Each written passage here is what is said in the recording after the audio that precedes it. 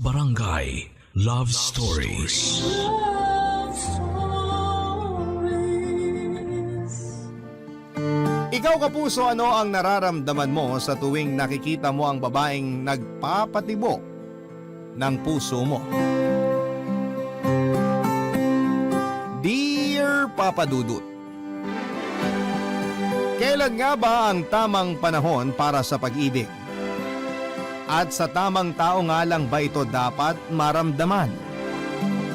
Paano kung ang taong minamahal mo ay hindi ka gusto? At ang taong ayaw mo naman ang siyang habol ng habol sa'yo? Paano mo sasabihin sa isa na mahal mo siya at paano mo rin sasabihin sa isa na may mahal ka ng iba? It's complicated, ika nga nila. Lalo na at ang mamahalin mo ay hindi ka itinuturing na iba at kapatid lang ang tingin para sa'yo. Papadudot, itago mo na lamang ako sa pangalang Richie, 24 years old, isang bank teller. Isa ako sa mga avid listener mo at gustong gusto ko ang boses mo at kapag break time namin, tuwing tanghali ay kaagad akong nakikinig sa'yo. At kung sakali na hindi ko maabutan o mapakinggan ang programa mo ay pinakikinggan ko ito sa bahay sa pag-uwi ko. Masayang malungkot ang buhay ko, Papa Dudut. Hindi ko tunay na kapatid at ina ang nagpalaki sa akin. Isang linggo pa lamang daw akong naipapanganak ay iniwan na ako ng nanay ko kay mama. Waitress daw ito sa isang restaurant at nabuntis ng isang foreigner. Dahil daw sa takot ng nanay ko sa magulang niya ay pinamigay ako ng nanay ko sa kinikilala kong nanay sa ngayon. Bata pa lamang ako ay alam ko na ang tungkol sa pagkatao ko pero hindi ako kagaya ng iba na galit sa tunay kong ina. Ipinamulat kasi sa akin ng mama ko na kahit ipinamigay ako ay mahal na mahal ako ng tunay kong ina. Kinailangan lang niyang gawin yon dahil sa malalim na kadahilanan.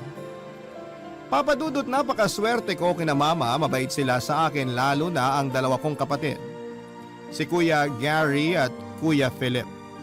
Itinuring nila akong tunay na kapatid.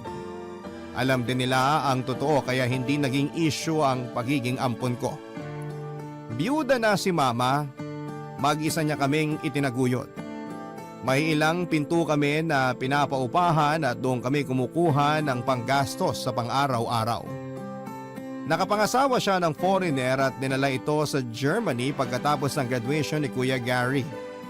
Umuwi lamang ito noong ako naman ang nakagraduate. Maayos naman ang samahan namin ni na kuya at minsan nga lamang ay napipikon ako dahil sobrang higpit nilang dalawa pagdating sa akin, Papa Dudut.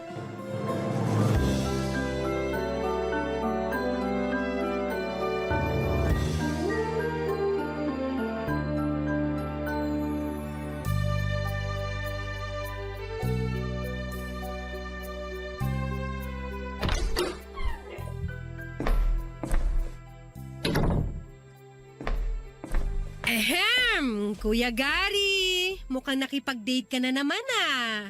Hindi nagkayayaan lang kami magkakaibigan. Tsaka wala namang maganda sa opisina eh. Ang mga babae ron kung di matanda may mga asawa na. Sus! Choosy ka lang siguro kaya ang tanda mo na wala ka pa rin girlfriend hanggang ngayon. Uy, bata pa ako 12 pa lang kaya ako. Baka tong si Kuya Philip ang matanda na. Baliw. Sige, ako nang matanda. At least ako may girlfriend. Ikaw, bata nga, wala naman chicks. Teka sandali. Huwag mong sabihing bakla ka, tol. Baka kaya wala ka ni isang babaeng pinakilala sa amin kasi bakla ka pala. Sira, hindi ako bakla no. Wala pa lang talaga ako nakikitang babae na para sa akin. Siguraduhin mo lang. Pero kung bakla ka naman, wala namang problema sa amin ni Mama at Richie. Mas matutuwa pa nga siguro si Mama kung bakla ka eh. Oo nga kuya, umamin ka na. Maigi na yung ikaw na magsasabi sa amin ng totoo kaysa sa iba pa namin malalaman. Tigilan niyo nga ako. Nga pala, Kuya Philip, sabi ng kaopisina ko aakyat daw siya ng ligaw sa akin. Okay lang ba? Hoy, hindi pwede. Ano ba yan, Kuya Gary? Wala akong balak gumaya sa'yo ha. Gusto ko rin magka-boyfriend tulad ng normal na babae. Wala akong balak tumandang dalaga. Kung gusto mong tumandang binata, ikaw na lang, wag mo kong idamay. Sige, Dalhin mo dito sa bahay para makilala namin. Salamat, Kuya Philip. Kuya, bata pa si Richie, hindi pa dapat ligawan yan. 24 na si Richie, Gary. Hindi na bata yan.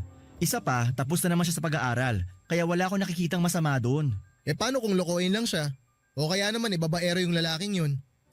Hoy Richie, turo mo muna sa akin yung lalaking yun bago mo papuntahin dito. Gary, pwede ba? Hayaan mong kapatid mo. Buti nga hindi siya sakali nililigawan. Maganda ang kapatid natin, kaya natural lang naligawan yan. Hayaan mo nga siya. Basta, hindi pwede. Ipakilala mo muna sa akin yung lalaking yun. Si Kuya Gary naman ang OA oh. Kaya tuloy kahit nung high school at college ako walang makapanligaw sa akin. Paano? Lagi mo na lang kasing tinatakot. Diba sabi ni Mama pwede na ako mag-boyfriend kapag nakagraduate na ako ng college? Basta, hindi ka pa pwede magpaligaw. Tapos, Gary, hayaan mo na si Richie, malaki na siya. Siguro naman kaya niya ng sarili niya. Kailangan din niya ng inspirasyon. Huwag mo nang igaya sa'yo yung kapatid mo. Salamat, Kuya Philip! Ang bait talaga ng Kuya Philip ko. Hindi gaya ng iba dyan. Pahag nga sa Kuya Philip kong mabait. ewan ko sa inyo. Papa Dudut, hindi ko alam kung anong nangyayari kay Kuya Gary.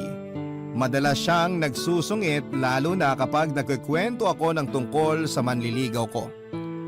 Overprotective siya at halos walang makalapit sa akin lalo na noong nag-aaral ako.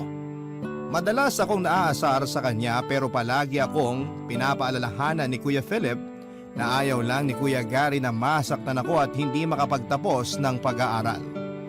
Naunawaan ko naman kaya lamang madalas kasi na sumusobra na siya. Kaya hindi ko maiwasan na hindi mainis sa kanya, Papa Dudut. Kahit na anong pag-unawa ang gawin ko ay hindi ko pa rin maintindihan ang kahigpitan niya, Papa Dudut. Malayong malayo ang ugali niya kay Kuya Philip. Hindi ito mahigpit at palagi lamang nagpapayo. Kaya siguro mas close ako kay Kuya Philip kesa kay Kuya Gary. Mas nagkikwento ako kay Kuya Philip dahil mas malawak ang pangunawa nito kesa kay Kuya Gary, na laging masungit at laging galit. Kahit wala naman akong ginagawa sa kanya, Papa Dudut. Nalaman ko sa kasama ko sa trabaho na kinausap ni Kuya Gary ang lalaking nagbabalak na manligaw sa akin. Binawalan daw itong pumunta sa bahay namin, bagay na pinagtataka ko. Alam kong narinig niya ang sinabi ni Mama bago umalis na kung sakali na may manligaw sa akin ay ayos lang. Basta sa bahay pupunta at ipapakilala sa mga kapatid ko. Kaya nagtataka ako sa kakaibang ugali ni Kuya Gary. Naguguluhan man ako sa ugali ni Kuya Papa Dudut ay minabuti ko na kausapin na lamang si Kuya Philip. Sinabi ko sa kanya na kausapin ng masinsinan si Kuya Gary para hindi na niya ulitin ang ginawa niyang pagkausap sa manliligaw ko. Sinadya kong huwag munang umuwi ng maaga para makapag-usap silang dalawa. Namasyal muna ako, Papa Dudut. Sawang-sawa na kasi ako sa kahigpitan ni Kuya Gary at natatakot ako na baka iyon pa ang dahilan sa hindi namin pagkakaunawaan in the future.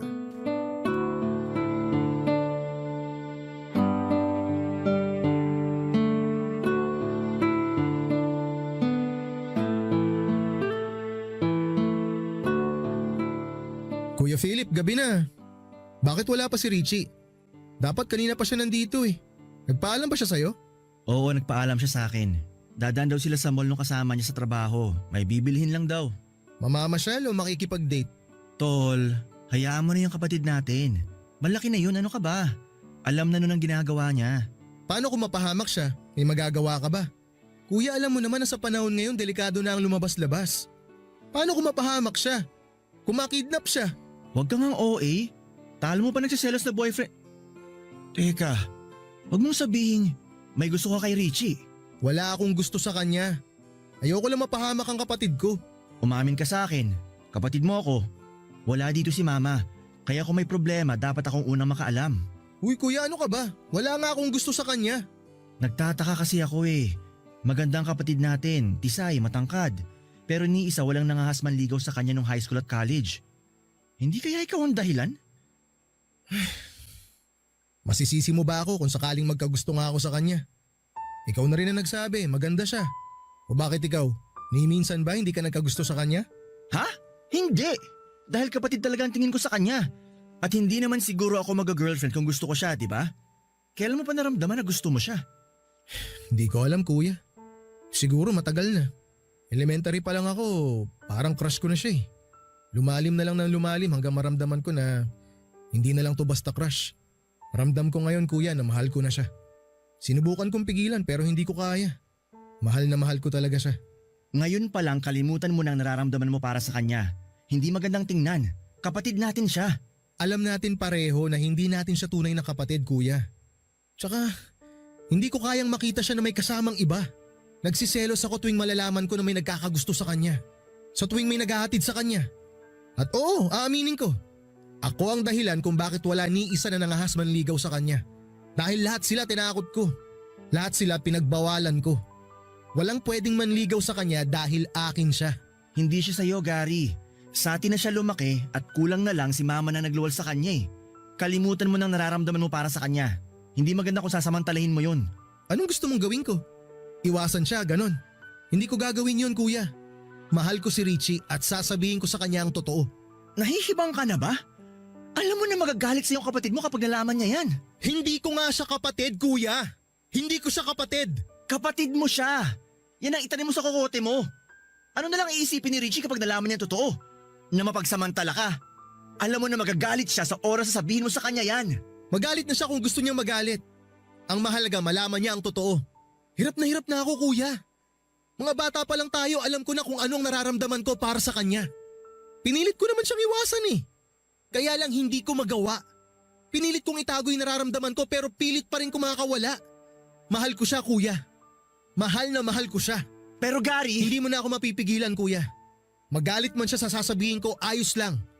Ang mahalaga sa akin mapalaya ko na ang nararamdaman ko. Mapalaya ko na ang sarili ko. Hirap na ako kuya eh.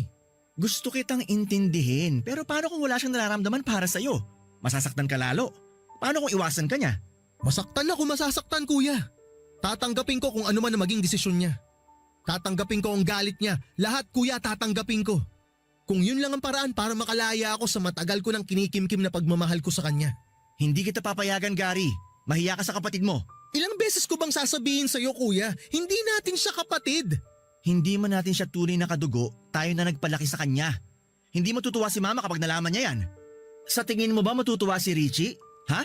Kapag nalaman niya yung nararamdaman mo para sa kanya? Habang maaga pa, kalimutan mo ng kalokohang mong yan. Dahil hindi kita hahayaan na gawin sa kanya yan. Wala ka nang magagawa. Hindi ikaw ang magdedesisyon. Si Richie. Hoy, Gary! Sandali! Papadudot narinig ko ang mga pinag-usapan ni Kuya Philip at ni Kuya Gary. Nagulat pa si Kuya Gary noong lumabas ito. Tinanong ako kung may narinig ako pero nagkunwari akong walang narinig. Sinabi ko na lamang sa kanya na kadarating ko lamang at wala akong narinig. Papadudot gulat na gulat ako sa mga narinig ko. Hindi man lang pumasok sa isipan ko na may gusto sa akin ang kapatid ko. Kaya pala walang nangahas na manligaw sa akin dahil kay Kuya Gary.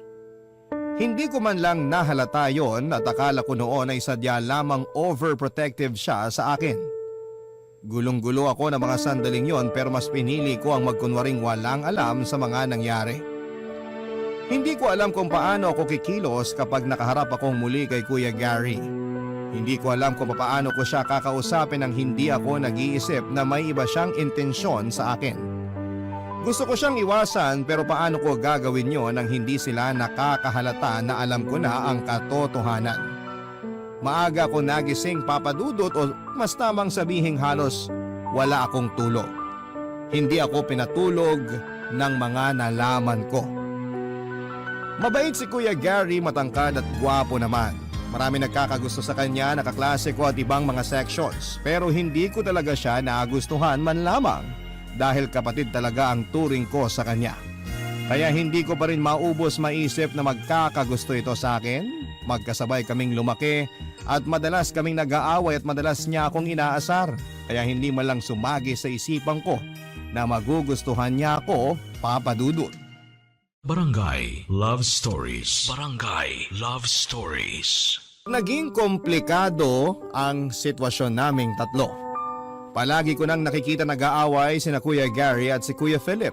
Hindi nila alam na naririnig ko ang pinag-uusapan nila. Hindi ko alam kung matatawa ako o maiinis sa kanila. Pero pinili ko na lamang na manahimik para hindi lalong lumaki ang gulo.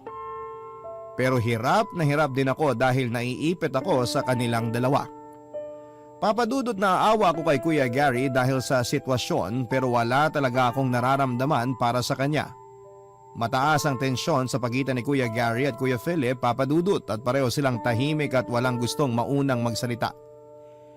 Pinanindigan ko muna ang pagkukunwaring walang narinig para hindi lalong bumigat ang sitwasyon pero aaminin ko, Papadudot.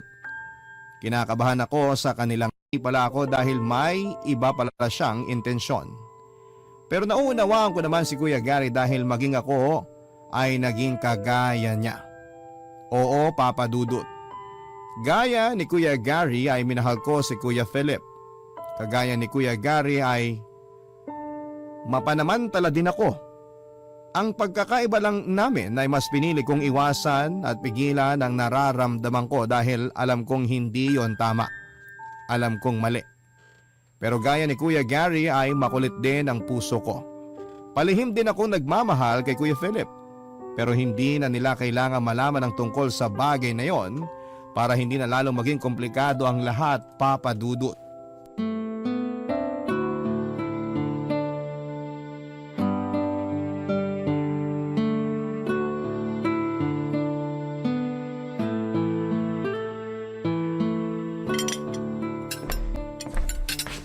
Kuya Gary, andyan ka na pala. Tara, kain tayo. Sige, salamat. Busog pa ako. Si kuya ba? Nandito na? Wala pa, pero tumawag siya sa akin kanina. Gagabihin daw siya. Hindi daw siya dito kakain. Mabuti naman. May sinasabi ka, kuya? Wala. Sabi ko baka may date siya kaya wala pa siya dito sa bahay. Ah, siguro nga. Tara, kain tayo, kuya. Sabayan mo ako. Hindi na. Salamat na lang. Pwede ba tayo mag-usap pagkatapos mong kumain? Sige. Tungkol saan? Mamaya na lang. Tapusin mo muna yung pagkain mo. Tapos naman na ako. Ano bang pag-uusapan natin, kuya?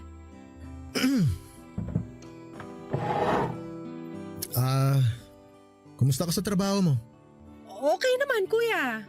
Minsan nakakapagod ang trabaho pero masaya naman ako.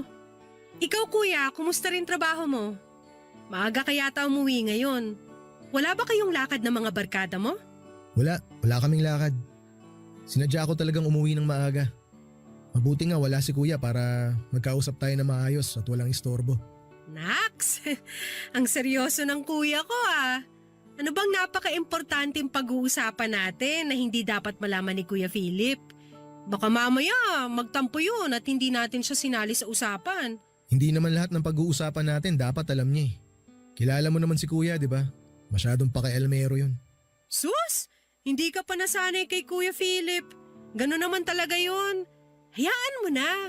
Ganon talaga pagpanganay. Minsan kasi kuya makulit ka rin eh. Richie, ayoko na siyang pag-usapan. Tungkol sana sa atin ang gusto kong pag-usapan nating dalawa. Ang seryoso mo kuya ha. Kinakabahan ako. Pero sige, sabihin mo nang sasabihin mo. Basta kuya, wag mo lang ako utangan ha. Wala pa akong sweldo. Hindi ako uutang. Ang gusto kong sabihin sa'yo eh, Richie, mahal kita. Mahal din naman kita kuya eh. Kapatid kita kaya mahal kita. Mahal ko kayo ni Kuya Philip. Mahal kita hindi lang bilang kapatid. Mahal kita higit pa sa isang tunay na kapatid. Alam ko na hindi tama. Pinalaki tayo ni mama na hindi iba. Ipinamulat niya sa atin na kahit na hindi tayo tunay na magkadugo, dapat magturingan tayong magkakapatid. Pero anong gagawin ko? Hindi ko mapigilan ang nararamdaman ko eh. Pero kuya… Alam ko na magugulat ka kapag nalaman mo ang totoo. Pero gusto kong malaman mo na pinigilan ko naman ang nararamdaman ko para sa'yo eh. Pero hindi ko na kaya. Hirap na ako. Kuya, alam ko na masakit ang sasabihin ko pero Pero kapatid lang ang tingin ko sa'yo. Hindi kita gustong saktan pero yun lang ang nararamdaman ko para sa'yo eh. Hindi kita kayang mahalin ng higit pa ron. Dahil ba si Kuya Philip ang gusto mo? Richie, hindi ako bulag. Alam ko na gusto mo si Kuya. Gusto mo siya ng higit pa sa isang kapatid. Pero gaya ko, pinipigilan mo lang din ang sarili mo. Hindi totoo yan! Wala akong gusto kay Kuya Philip! Talaga? Hindi ako manhid, Richie. Bakit? Ano bang meron si Kuya Philip na wala ako? Ewan ko sa'yo! Wala naman pala tayong mahalagang pag-uusapan. Mabuti pa matulog na lang ako. Itulog mo na lang rin yan, Kuya Gary. Sige, mauna na ako sa'yo. Maaga pa ako bukas. Teka, Richie, sandali. Good night, Kuya. Papadudot pagkatapos ng pag-amin ni Kuya Gary sa nararamdaman niya sa akin ay pinilit kong umiwas sa kanya. Alam ko na alam niya ang dahilan. Pero sa halip na tumigil siya at ipi kong ginagawa sa kanya at hindi ko na siya mayakap o mahalikan sa pisngi bago ako umalis. Nagaya ng nakasanayan ko ng ginagawa sa kanila ni Kuya Philip, Papadudot. Nagulo ang mundo ko sa ginawang pag-amin ni Kuya Gary sa akin. Ang daming nabuong sagot sa mga tanong ko. Kaya pala ganoon na lamang ang pagprotekta niya sa akin ni Kuya Gary, kaya pala sobrang higpit si Kuya Philip at mas mabait kumpara kay Kuya Gary. Easy go lucky kasi si Kuya Gary at parang walang balak magseryoso sa buhay. Samantalang si Kuya Philip naman ay seryoso at responsableng tao. Alam ko kung gaano kahirap ang nararamdaman ni Kuya Gary ngayon. Dahil pareho lang kami ng sitwasyon. Mahal ko si Kuya Philip pero hindi ako kasing tapang ni Kuya Gary na aminin ang katotohanan, Papadudot.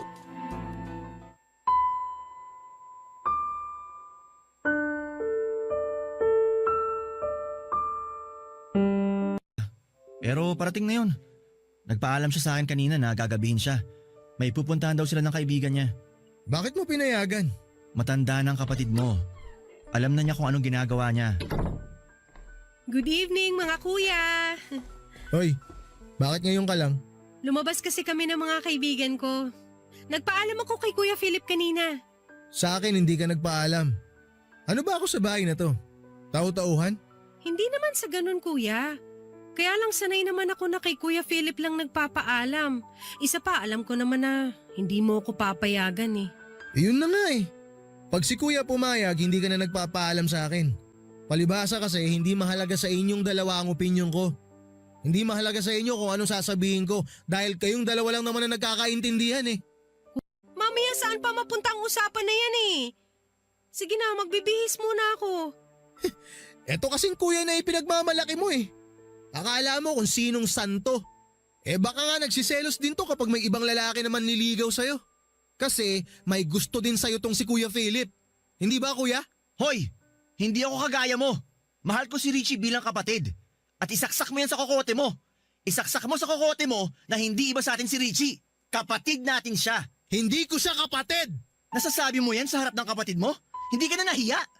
Ni minsan hindi ko inisip na hindi natin siya kadugo. Yan ang ipinamulat sa atin ni Mama. Mahal ko siya kuya. Hindi bilang kapatid. At uulit-ulitin ko yon sa mukha mo. Palibhasa kasi, ikaw kahit may gusto ka na sa kanya, pinipilit mo pa rin itago dahil hipokrito ka! Duwag ka! Hindi ako duwag at hindi ako ipokrito. Hindi lang ako malisyoso kagaya mo. Maayos ang relasyon ko sa girlfriend ko.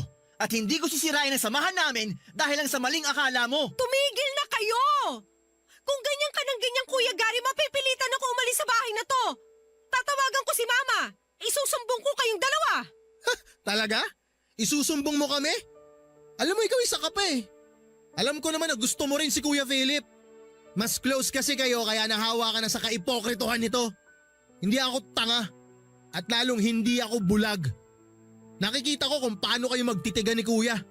Alam ko kung anong nararamdaman mo para sa kanya dahil yan din ang nararamdaman. Walang kakwenta-kwenta pinag-aawayan nyo. Bukas na bukas kakausapin ko si Mama. Hindi pwedeng hindi niya malaman ang nangyayari dito. Diyan! Diyan ka magaling! Sumbong agad! Sip-sip ka kasi! Sige sabihin mo! Para ako na naman ang kontrabida! Hindi ako sip-sip. Nagkataon lang na di ako tulad mo na gustong samantalahin ang sitwasyon na to. Matulog ka na bago pa kita patulan. Sumusobra ka na eh. Kahit kailan talaga Alam mo na. O ano? Puro ka naman talak eh. Ganyan lang naman ang alam mong gawin eh. Sumbongero ka na, mayabang ka pa. Masyado kang bait-baitan. Sobrang pabibo mo kay mama. Para ako na naman ng masama. Alam ko na yan. Style mo, bulok. Kapal na mukha mo. ikaw ang Sira makapal ulo ka. Walang hiya ka. Akala mo palalagpasin ko to? Hindi!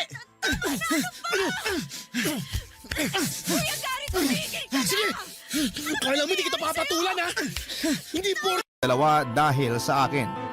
Hindi ko na alam ang gagawin ko. Tumawag ako kay mama para sabihin ang lahat at nag-alala si mama at gustong kausapin si Kuya Gary para pagalitan. Pero pinigilan ko siya at sinabi ko na lamang na mas maigi kong lilipat na lamang muna ako ng bahay para hindi lalong magkaproblema. Masakip na ang bahay namin para sa aming tatlo at hindi laging maiiwasan ang bangayan o away. Lalo na at alam na naming pare-pareho ang totoong nararamdaman ni Kuya Gary sa akin, Papa Dudut. Aaminin ko, Papa Dudut, na matagal na akong may gusto kay Kuya Philip.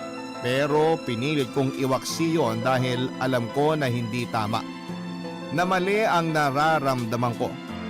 Alam ko rin na hindi kami tunay na magkapatid kaya kung tutuusin ay pwede ko siyang mahalin.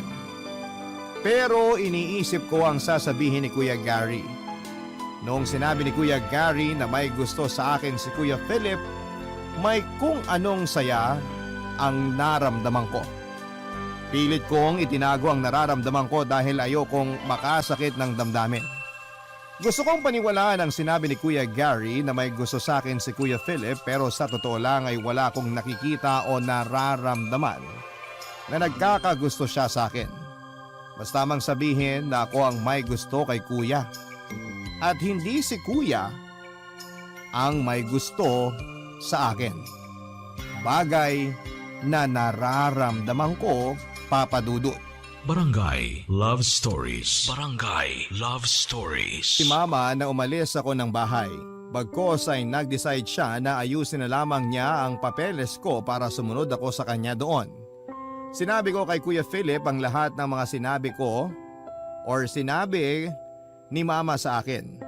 At biniling ko din sa kanya na huwag sasabihin kay Kuya Gary dahil baka pagsimulan na naman ng awa yon. Nakakatawang nangyari sa amin, Papa Dudut, dahil para kaming boomerang. Gusto ako ni Kuya Gary pero hindi ko siya gusto. Gusto ko si Kuya Philip pero si Kuya naman may mahal ng iba. Sana si Kuya Gary na lamang din ang minahal ko para hindi na naging mahirap ang lahat. Alam ko naman na papayag si Mama kung sakali kaya nga lang ay wala talaga akong nararamdaman sa kanya. Papa Dudut, habang tumatagal ay lalong nagiging magulo ang sitwasyon naming tatlo. Si Kuya Gary madalas akong sinusundo sa trabaho. Bakod na bakod ako. Hindi ko naman magawang tumanggi dahil baka kung ano ang isipin niya. Hindi ko alam kung paano ako titigilan ni Kuya Gary kaya naisipan ko na ipakilala sa kanya ang katrabaho ko na nanliligaw sa akin. Nagkunwari akong sasagutin ko na ang katrabaho ko pero nagbanta si Kuya Gary. Papa Dudut, natatakot ako kay Kuya Gary kaya naman nagsumbong ako kay Kuya Philip. Pero sa ginawa kong pagsusumbong ay lalo lamang lumala ang away nilang dalawa. Hindi ko na alam kung ano ang gagawin ko kung dati ay kaya ko pa ang sarili ko. Ngayon ay nakakaramdam na ako ng takot sa Kuya Gary ko. Papa Dudut, hindi man sang-ayon si Mama at Kuya Philip sa gagawin ko, ay pinaliwanag ko sa kanila na kailangan kong umalis sa bahay dahil iba na ang sitwasyon. Naawa din naman ako kay Kuya Gary kaya nga lamang ay hindi ko talaga siya gusto. Kung halimbawa naman na si Kuya Philip ang nagkagusto sa akin ay hindi ko rin siguro sasagutin dahil hindi magandang tignan. Lumaki kami na magkakapatid at mamamatay kaming magkakapatid. Alam ko na ang nangyayari lamang na ito ay dahil sa malayo si Mama.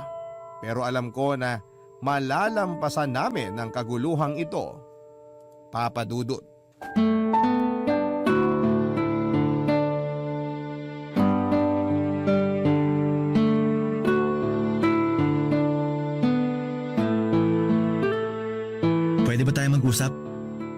wala pang Kuya Gary mo? Tungkol saan, kuya? Sinabi sa akin ni Gary na may gusto ka raw sa akin. Maniwala ka kay Kuya Gary. Alam mo naman yun. Gumagawa na naman ng kwento para lang lalo tayong gumulo. Mabuti naman. Dahil ayoko nang dagdagan pa ang problema. Problema lang pala sa tingin mo kung totoo nga ang sinasabi ni Kuya Gary. Richie, kung totoo man yun ngayon pa lang pigilan mo na. Masasaktan ka lang. Sa'yo pa talaga nang galing yan? Ang yabang mo naman, kuya. Ano naman kung masaktan ako? Ang mahalaga alam mo ang nararamdaman ko. May girlfriend na ako. Bakit kuya? Porke ba may girlfriend ka na hindi na kita pwedeng mahalin? Richie, hanggat maaga kalimutan mo nang tungkol sa bagay na yan. Paano kung ayaw kong gawin ang sinasabi mo? Pwede ba wag kang makulit? Kay Gary mo na lang ibaling ang pagtingin mo. Tsaka wag mo nga ako pinaglololoko. Kuya, seryoso ko. Sa totoo lang, kung ikaw ang nagsabi na may gusto ka sa akin, baka pumayag ako. Wala talaga akong nararamdaman para kay Kuya Gary eh. Pero Kuya Philip, kung ang inaalala mo isisirain ko ang relasyon yung dalawa ng girlfriend mo, hindi ko gagawin yun. Nagkausap na uli kami ni Mama. Alam na rin niya ang tungkol sa nararamdaman ko para sa'yo. Pero hindi naman yun ganong kalala na kagaya ng kay Kuya Gary.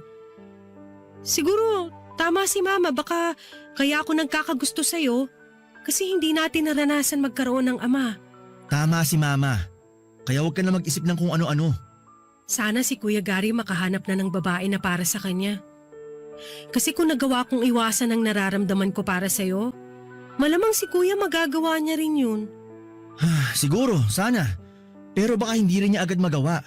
Dahil kita ko kung gaano kanya kamahal. Richie, kung sakali ba na hindi tayo lumaking magkakasama, palagay mo ba pwede mong magustuhan ng Kuya Gary mo? Ewan ko. Kasi kung yung nararamdaman ko ngayon ang tatanungin, baka hindi. Ewan ko ba kuya, mabait naman siya eh, kaya lang wala talaga akong nararamdaman para sa kanya. Alam mo, sa totoo lang, naawa ko sa Kuya Gary mo. Kasi sa sobrang pagmamahal niya sa'yo, nagagawa niyang manira ng tao. Alam mo ba na kinausap niya ang girlfriend ko at sinabi na bantayan ako? Dahil baka raw humanap ako ng iba. Grabe na talaga si Kuya Gary.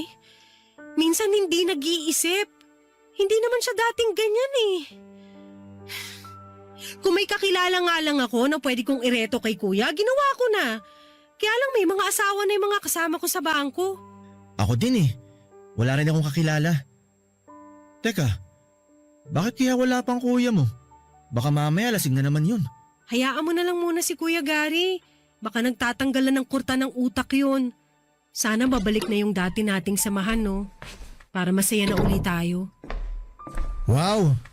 Mukhang seryoso usapan niyo ah. Anong ganap? Kayo na bang dalawa? Magsyota na ba kayo? Oh, lasing ka na naman. Hindi ako lasing. Nakainom lang. Congrats nga pala kuya. Ano? Sasabihin ko na ba sa girlfriend mo na may syota ka ng bago? Na kayo na nito ni Richie? Ha? Natawagan ko na ba siya? Pwede ba kuya umayos ka? Hindi makitid ang utak namin ni Kuya Philip, alam namin kung saan kami dapat lumugar. Talaga? So ako makitid ang utak ko, ganon. Makitid ang utak ko dahil minahal kita. Yun ba ibig mo sabihin? Ha? Wala akong sinabing ganyan. Hoy, hindi ako tanga. Alam ko na yung mga galawang ganyan. Siguro may nangyari na sa inyo ni Kuya, no? Oh, Richie! Hindi ako kasing baba ng tingin mo, Kuya Gary. May delikadesa ako. Oo, inaamin ko mahal ko si Kuya Philip. Gusto ko siya. Pero ni minsan, hindi niya sinamantalang pagkakataong yon. Hindi niya ako binastos. Inunawa niya ako. Bakit ba kasi siya pa? Bakit hindi na lang ako? Mahal na mahal kita. Ako na lang ang mahalin mo. Pangako. Pangako hindi kita sasaktan. Susundin ko lahat ng gusto mo. Magbabago ako. Hindi na ako iinom ng alak. Hindi ko naaawahin si kuya. Pagbigyan mo lang ako. Gary, tama na. Mabuti pa magpahinga ka na. Bukas na lang kayo mag-usap ng kapatid mo. Hindi ko nga siya kapatid! Huwag kang makialam dito! Palibhasa kasi hindi ikaw ang nasa katayuan ko kaya ganyan ka na lang magsalita. Mahal ko si Richie, mahirap bang intindihin yon? Richie, parang awa mo na. Mahal na mahal kita. Bitawan mo nga yung kamay ko, Kuya Gary. Mahal kita, bigyan mo naman ako ng pagkakataon na ipakita yun sa'yo. Bigyan mo ako ng pagkakataon na ipakita ko kung gaano kita kamahal. Sige naman na, Richie. Please. Kuya, pwede ba? tigilan mo nga ako! Ilang beses ko bang sasabihin sa'yo na wala akong nararamdaman para sa'yo? Magpahinga ka na. Lasing ka lang eh. Sige na kuya, bukas na tayo mag-usap. Halika na! Ihatid na kita sa kwarto mo. Bukas na kayo mag-usap ni Richie. Kuya, tulungan mo naman ako. Mahal ko talaga si Richie. Kuya, sabihin mo naman sa kanya. Sabihin mo sa kanya para maniwala siya. Tulungan mo naman ako, kuya. Halika na sabi eh. Lumakad ka. Halika na. Kuya. Kuya, mahal si Richie, kuya. Kuya. Papadudot dahil sa mga nangyari ay nag-decide akong lumipat ng bahay pansamantala. Lumipat ako sa isa sa mga bakanting bahay na paupahan ni Mama. Nasa isang compound din kami, ayaw kasing pumayag ni Mama na malayo ako sa mga kapatid ko. Gusto niya na mababantayan pa rin ako ng mga kapatid ko. Ang pagkakaiba nga lamang ay wala kami sa iisang bubong. Hindi na ako maiilang sa tuwing uuwi si Kuya Gary. Makakakilos ako ng maayos na walang inaalalang tao. Kahit na hindi ko gusto na umalis sa bahay ay ginawa ko pa rin. Dahil alam ko na yon lamang ang paraan para makaiwas ako kay Kuya Gary. Papadudot palagi pa rin nakabantay sa akin si Kuya Gary. Natatakot man ako sa kanya ay hindi ako nagpapahalata. Madalas kong kausap si Kuya Philip at alam ko na lalong ikakagalit ni Kuya Gary kapag nalaman niya na nag-uusap kami ni Kuya Philip. Pero natatakot na ako kay Kuya Gary, Papadudot.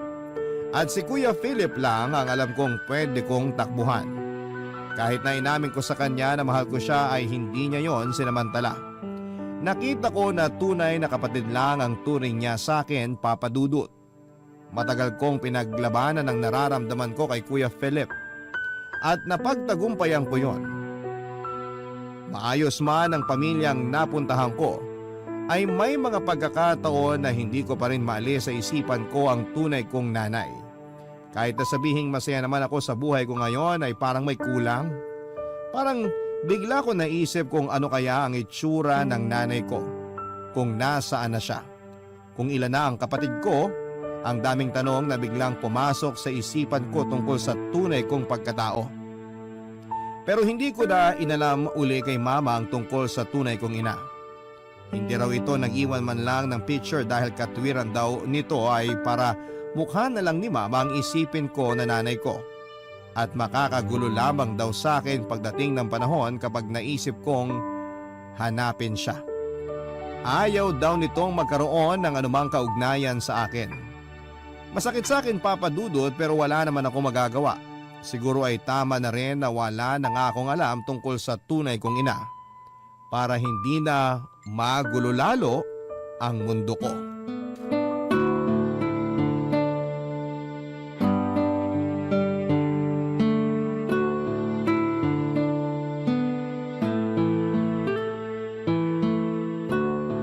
Kuya, nakausap ko na si Mama. Mukhang mapapabilis ang pag-alis ko. Gusto ko nga sana makausap si Kuya Gary ng maayos. Kailan daw ang alis mo? Baka bago magpasko wala na ako rito. Sigurado malulungkot ang Kuya Gary mo. Alam mo, sa totoo lang, naawa ko sa kapatid natin na yun eh. Ako rin kuya, naawa din naman ako sa kanya. Kaya lang, wala talaga akong nararamdaman para sa kanya. Ayoko naman mas masaktan siya sa pambabaliwala ko sa nararamdaman ko sa kanya. Gabi-gabi ko ngang pinagdadasal na sana maging maayos na si kuya. Kaya nga eh. Mabuti pa siguro ayayin natin ng kuya mo na mag-outing. Matagal na nating di nagagawa yun eh. Magbakasyon tayo. Yung tayong tatlo lang. Tapos mag-usap tayo ng maayos. Yung hindi nagbabangayan. Gusto ko yan kuya. Teka, asa ba si Kuya Gary? Huwag mo sabihin nagiinom na naman. Hindi na maganda yan. Nasa kwarto, nagmumukmok. Kinausap kasi namin siya ni Mama, nag-video call kagabi. Anong sabi ni kuya? Naniwala ba? Siguro kasi maayos naman ang paliwanag ni Mama. Biniro pa nga siya eh. Hahanapan daw siya ni Mama ng foreigner doon. Yung blonde daw, kaso ayaw.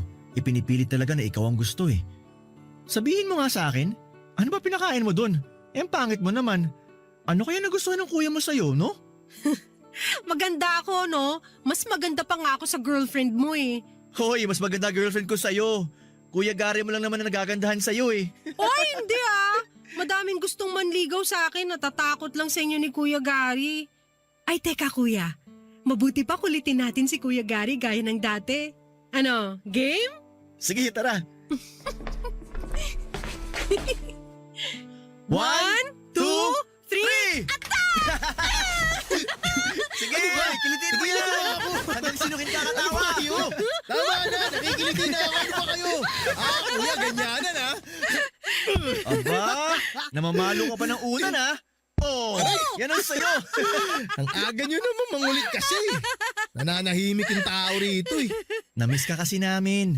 Masyado ka kasing seryoso nitong mga nakarang araw. Kaya napagkasunduan namin ni Richie na bulabugin ka. Napag-usapan nga rin namin na maganda siguro kung magbakasyon tayong tatlo. Ano sa tingin mo? Saan naman tayo pupunta? Mag-beach tayo! O kaya, akit tayo sa bundok! Tara sa bundok. Isisigaw natin doon ang mga tampo natin sa buhay. Kuya, Bunso, pasensya na kayo ha. Alam ko na hindi maganda yung inasal ko kaya pasensya na talaga kayo. Siguro nga tama si Mama. Baka nadala lang ako ng emosyon ko. Ayoko rin naman na masira yung pagiging magkakapatid nating tatlo dahil lang sa kalokohan ko. Aaminin ko, hindi ko ganun kadaling makakalimutan ang nararamdaman ko para kay Bunso. Pero pipilitin kong kalimutan. Isa pa, kung kami naman talaga nakatakda, gagawa naman ng paraan ng tadhana para maging kami talaga. Sa ngayon, susubukan kong ibaling sa ibang nararamdaman ko. Salamat naman kung ganun. Ang mahalaga, magkasundo tayong tatlo. At lagi nating isipin na hindi man si Mamang nagluwal kay Bunso, kapatid natin siya. At mamahalin natin siya at poprotektahan. Salamat mga kuya ko. Pero, pwede ba huwag kayo masyadong mahigpit, ha? Ayoko kasing tumandang dalaga. So paano yan? Di pwede na ako mag-boyfriend. Pwede bang wag muna? Doon ka na lang mag-boyfriend sa Germany. Baka mawala pa ako sa wisyo eh. Isa pa, hayaan mo na sunduin pa rin kita sa trabaho gaya ng dati. Ha? Pangako, hindi na ako magsasalita o gagawa ng hindi maganda. Gusto ko lang makasiguro na ligtas ka. Oo nga naman, Bunso. Hayaan mo na ang kuya mo na sunduin ka pa rin niya. Sige na nga. Total naman malapit na akong umalis kaya sasamantalin ko ng araw na magkakasama tayo. Alam niyo mga kuya, mamimiss ko kayo. Ikaw din naman. Mamimiss ka namin. Oo nga eh. Mamimiss namin yung sunog na sinaing. Ang sunog na itlog, hotdog at isdang prito na durug-durug. Tama. Ang sasama niyo. Kasalanan niyo yan. Hindi niyo ako tinuruan eh. Tapos magrereklamo kayo. Sus, hindi tinuruan. Ang sabihin mo, tamad ka lang talaga. Ah, talaga ha? Kuya Philip, attack! Attack! Ulit niyo naman eh. Papa Dudut, naging maayos ang samahan naming magkakapatid. Palagi pa rin pinapaalala ni Mama sa amin na magmahalan kaming tatlo dahil magkakapatid kami. Huwag daw naming kakalimutan na magrespetuhan sa isa't isa at magdamayan kung may problema. Papa Dudut, masasabi ko na napakabuti ng mga taong kumupkop sa akin. Nagkaroon man kami ng matinding problema, sa bandang huli ay kami rin ang lumutas at nagdamayan. Papa Dudut, nandito na ako ngayon sa Germany. May boyfriend na rin po ako. Si Kuya Philip naman ay nagpakasal na rin sa girlfriend niya at nagkaanak sila. Nagbabalak din silang bumisita dito sa amin ni Mama at si Kuya Gary naman ay may asawa na rin. Kaklase ko noong college ang napangasawa niya. Nakakatuwang isipin na sa kabila ng pinagdaanan naming magkakapatid ay naayos namin ang aming samahan. Nakabuo kami ng sari-sarili naming buhay nang hindi na iniisip ang nakaraan. Mapag-uusapan man ay tinatawanan na lamang naming magkakapatid yon at iniisip na parte na sadya sa buhay ng magkakapatid ang mga mabibigat na pagsubok. At ito ang nagpatatag lalo ng aming samahan. Papa Dudut, hindi ko na rin po hinanap ang tunay kong ina at hindi ko na inalam ang mga bagay tungkol sa kanya. Alam ko na kahit sabihin sa akin ni Mama na ayos lang na hanapin ko siya ay masasaktan pa rin siya. Alam ko na may bahagi sa pagkatao ko na kulang dahil sa pinagmulan ko. Pero napupuna naman yon ni na mama at ng dalawa kong kuya na mabait. Hahayaan ko na lamang na ang panahon ang gumawa ng paraan para magkita kami ng tunay kong ina. At kapag nakita ko siya o nakilala, Papa Dudut, magpapasalamat pa ako sa kanya dahil tamang pamilya ang napagbigyan niya sa akin.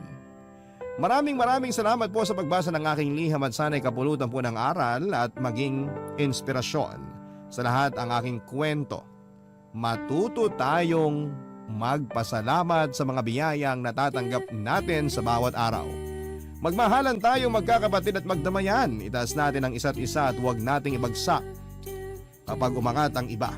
Lagi nating tatandaan na pamilya lang natin ang matatakbuhan natin sa oras na binabayo tayo ng matinding problema.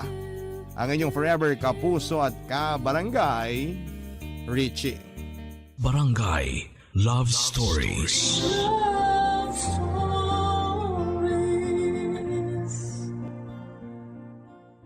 Barangay LS 97.1. 97.1. Number 1. Forever. Kabarangay, i-share mo ang iyong barangay love stories. Sabay-sabay nating pakinggan ang iyong kwento ng pag-ibig, buhay at pag-asa. Ipadala lang sa barangaylovestories@yahoo.com. Ang mga kwento ng pag-ibig, kwento ng buhay at kwento ng pag-asa dito sa Barangay Love Stories.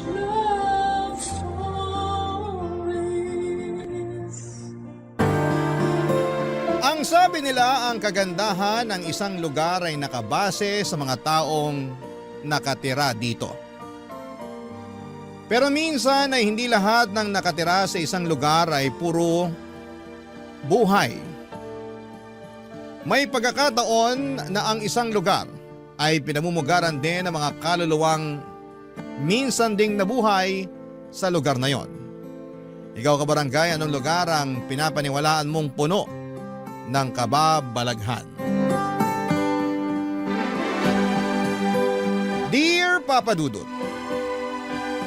La Union ang isa sa mga travel destination na gusto kong mapuntahan. At nabisita ko ang lugar na yon noong 2019. Hindi ko makakalimutan ang experience kong yon sa La Union dahil yon ang unang pagkakataon na nakaramdam ako ng kababalaghan. Tawagin niyo na lamang po ako sa pangalang Aldred. Nagtatrabaho ako bilang computer technician sa isang ospital sa Makati. Matagal ko na talagang gustong puntahan ang La Union. Pero dahil sa busy na schedule namin sa trabaho ay natagalan bago ko ito nabisita. Kaya naman noong nasakto ang undas sa long weekend ay ginamit na namin ang opportunity na yon para magbakasyon sa LU. Kasama ang kaibigan kong si Jim ay plinano namin ang long weekend trip namin sa San Juan, La Union. Ako ang natoka sa paghahanap ng transient house na tutuluyan namin, samantalang si Jim naman ang gumawa ng itinerary. Mula sa Facebook ay may nakita akong transient house na sikat at aesthetic tignan. Agad ako nag-book ng 2-bedroom para sa aming dalawa, Papa Dudut. Sa kabilang banda ay naghanap naman si Jim ng mga sikat na kainan, pasyalan at bar na pwede naming puntahan sa 3 araw ng pananatili namin doon. Matapos makumpleto ang pagpaplano ay agad kaming nagpunta sa pinapangarap kong lugar matapos kaming mag-file ng leave sa aming mga trabaho.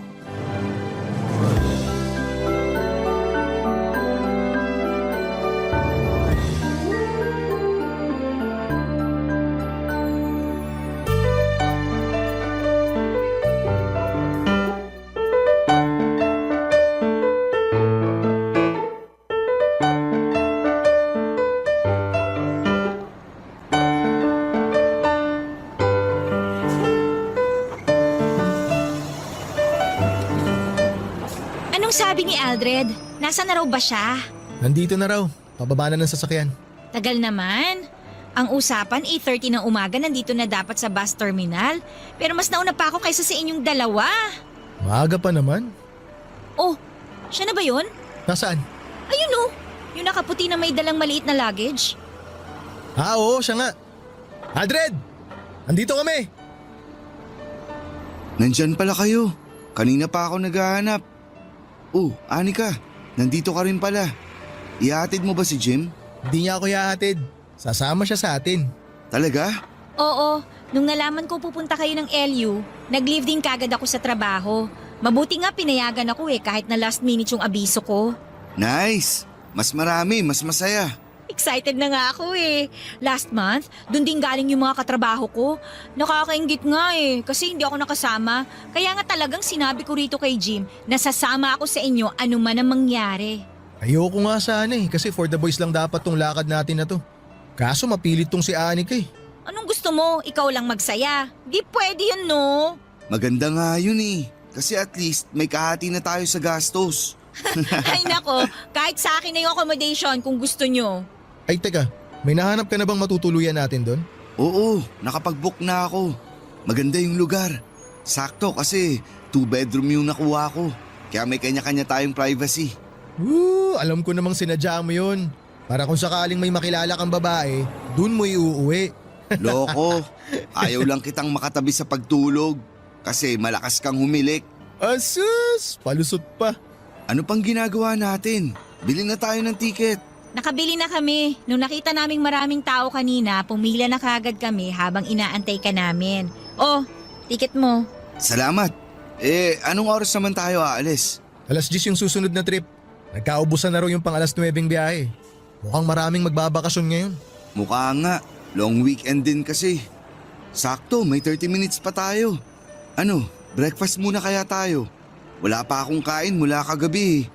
May kainan ba rito? Sa tingin ko walang kainan na malapit dito Mag-order ka na lang online. Hindi ka nagsabi. Dumaan kami kanina sa fast food bago nagpunta rito. Di sana nakapag-takeout kami para sa'yo. Nahuli ako ng gising Baka hindi na makahabol kapag online pa ako nag-order. Bibili na lang ako ng biskwit. Ay, wait lang. May burger pala ako rito sa bag. Hindi ko nakain kanina kaya tinake-out ko na lang. Oh, sa'yo na lang to. Salamat. Kumakalam na talaga si Ngura ako Oh, habang kumakain ka dyan, hanapin na kaya natin yung bus natin para may sakay na yung mga gamit. Oh, ayan na yung bus natin. Nasa likod mo. Ah, ito ba yun? Oo, yan yun. 82158 yung bus number. Ah, okay. Nasaan kaya yung konduktor nito? Pwede na kayang sumakay? Excited ka naman masyado. Mamaya pa naman alis niyan Talagang excited na ako. Kagabi pa ako ready umalis Maganda yung itinerary na ginawa ko, tol. Gumawa ka pa talaga ng itinerary? Puro inuman lang din naman ang pupuntahan nyo doon. Siyempre, dapat nakaschedule para masubukan natin lahat ng bar dun. Basta ako, yung dagat ang habol ko. Ako rin. Matagal na akong hindi nakapagdagat Ano pang hinihintay nyo? Sumakay na tayo sa bus. Ang init dito sa labas Sige, tara. Pwede na ba? Pwede na yan.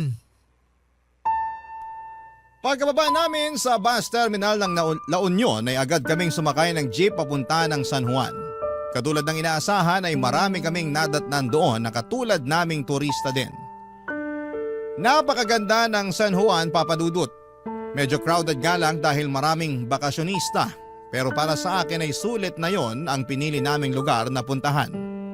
Kaso nga lang ay hindi pa man nagsisimula ang unang araw namin doon, ay sinalubong na agad kami ng kamalasan.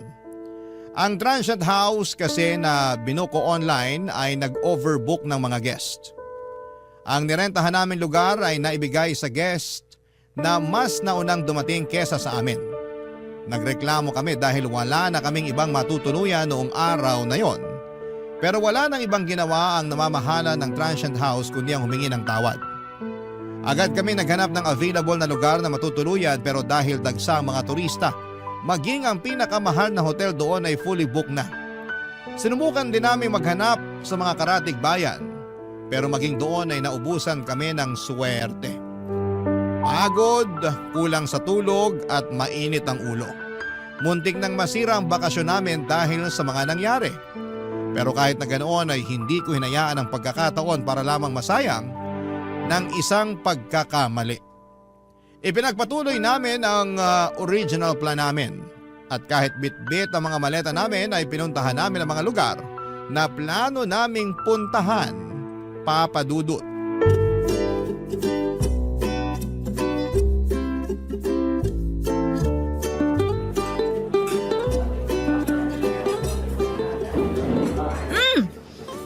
fairness ha, medyo mahal pero masarap tong kape nila dito ha. Isa to sa mga resto na talagang dinadayo dito sa La Union. Nagbasa ako ng mga comments sa pagkain nila rito. Marami ang good reviews sa page nila. Hindi siya matamis pero hindi rin naman masyadong mapait. Sakto lang yung lasa. Nako, sure ako, magugustuhan to ng mga coffee lover. May isa pa dito na masarap din ang kape. Check ko mamaya sa listahan ko. Uy, Aldred, ang tahimik mo naman dyan. Nagche-check ako ng matutuluyan. Baka may available na. Dapat pala dinala ko na lang yung sasakyan ko para kahit papaano pwede tayo matulog doon kung sakali. Ay, kasalanan to nung may-ari ng transient house eh. Bakit kasi nag-overbook sila ng customer? Nakakainis nga eh. Pasensya na talaga ah. Ako pa naman ang nakatoka sa accommodation. Hindi mo naman kasalanan eh. Pero kung ako lang ang masusunod, maglalatag na ako rin sa lobby. Bahala na maabala yung may-ari. Nakakatawa yun. Sana nga ganun na lang ang ginawa natin. Diba? Kasalanan naman yun ng may-ari eh. Di magdusa sila. Ma'am, sir, order niyo po. Smoked bangus, stuffed squid, garlic butter soup po, tsaka 3 rice. Order complete po? Opo, kumpleto na. Thank you po, kuya. Welcome po. Kung may order pa po kayo, tawagin niyo lang ako. Salamat po. Bango! Enjoy your meal po. Kuya, sandali lang. Yes, sir? Baka naman may iba ka pang alam na hotel dito or transient house na pwedeng mag-walk-in. Yung binook kasi naming transient, hindi pala na-reserve. Wala tuloy kaming matutuluyan ngayon. Dito po sa tapat, sir, may paupahan dyan. Na-check niyo na po ba? Nalibot na namin yung buong lugar dito eh. Punuan na talaga. Ah, ganun po. Nagbabaka sakali lang ako na baka may alam ka pang nakatago dyan na available. Kahit boarding house na kung meron. May alam po ako pero medyo malayo siya rito. Ayun, may alam daw si kuya. Okay lang tol kahit malayo. Ang mahalaga may matutulugan tayo ngayong gabi. Isang sakay lang naman po ng jeep tapos tricycle. Tabing dagat din po pero malayo siya rito sa mga kainan. Medyo paliblib na yung lugar. Basta may maayos na CR, okay na ako doon. Gusto ko na nga rin talagang maligo eh. May kontak ka ba nung may-ari para matawagan na namin? Baka kasi maunahan na naman kami. Huwag po kayo mag-alala. Ako po yung caretaker doon. Bakante pa yung lugar. Talaga? Nice! Kami na kukuha nun. Sige po. Tatawagan ko na lang po yung kapatid ko para malinis niya yung lugar. Anong pangalan ng place para ma-search ko sa map? Wala po siya sa online maps eh. Pero kung maantay niyo ako, pwede ko po kayong samahan mamayang break ko kung gusto niyo. O sige, mas maganda yun. Pero may signal naman ng cellphone doon, kuya. Meron naman po, ma'am. O yun lang naman po ang kailangan ko, tsaka maayos na banyo. Masaya na po ako doon. Naku, salamat.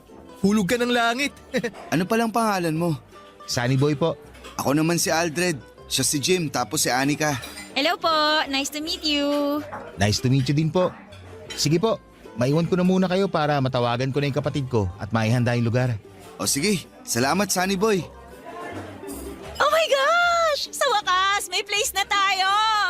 Mabuti na lang naisip kong tanungin si Kuya. Oo nga, buti na tanong mo si kuya. Inaantok na rin ako eh. Gusto ko sanang umidlip bago manood ng sunset mamaya. Ako, kanina ko pag gustong maligo sa dagat. Ako gutom na ako. Kumain na tayo. Mukhang masarap tong pusit na to ah.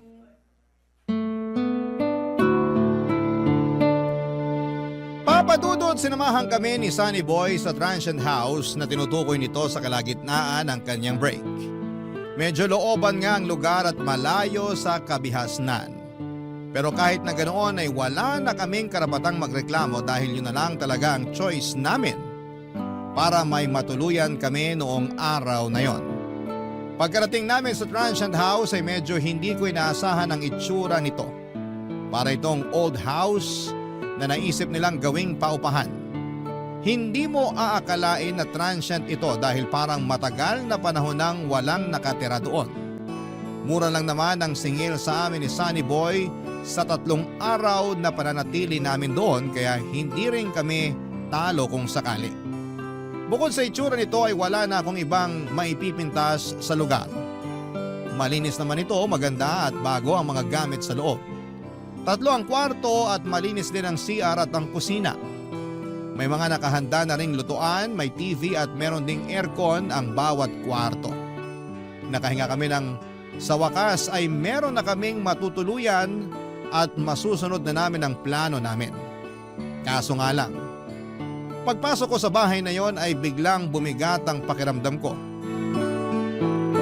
Para bang pakiramdam ko ay hindi kami welcome doon. Wala pang isang oras simula nang dumating kami ay sumama kaagad ang pakiramdam ko at sumakit ang ulo ko. Hindi ko alam noon na ang nararamdaman kong yon ay warning na pala sa mga bagay na mararanasan ko sa susunod na 3 araw. Papa Dudut.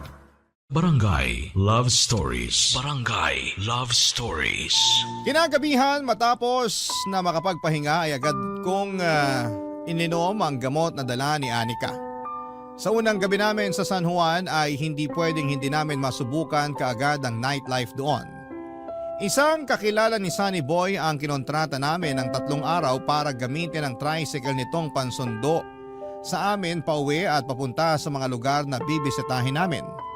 Maganda ang nightlife sa San Juan, Papa Dudut. Puno ito ng musika, sayawan, pailaw at bawat isa sa mga tao doon ay masayang kasama. Nawala ang nararamdamang kong bigat sa ulo noong sa wakas ay naranasan ko na rin ang dati lang ay napapanood ko sa social media. Ang nakakatuwa ay sa tabing dagat ito nangyari. Pagkatapos ng inuman at sayawan ay nagkaroon ako ng chance na maupo sa dalampasigan at pagmasdan ang kalangitang puno ng mga bituin habang sabay na pinapakinggan ang malakas na music sa background at huni ng mga daluyong sa dagat.